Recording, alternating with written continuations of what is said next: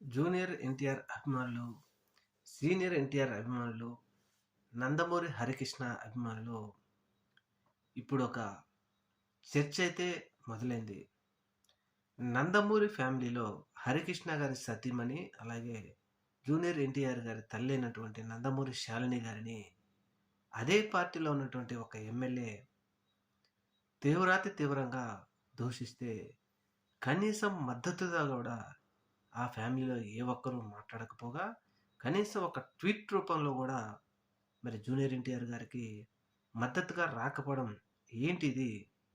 అసలు ఏం జరుగుతూ ఉంది? అంటే రెండు కుటుంబాలను వేరు చేసేసారా? చేయాలని చూస్తూ ఉన్నారా?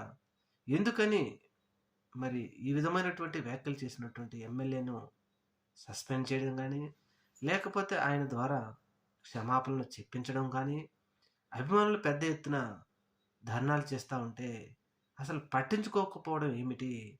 నందమూరి కుటుంబం కూడా పట్టించుకోకపోవడం ఏమిటి అంటూ రాష్ట్రంలో అయితే ఒక చర్చ జరుగుతూ ఉంది.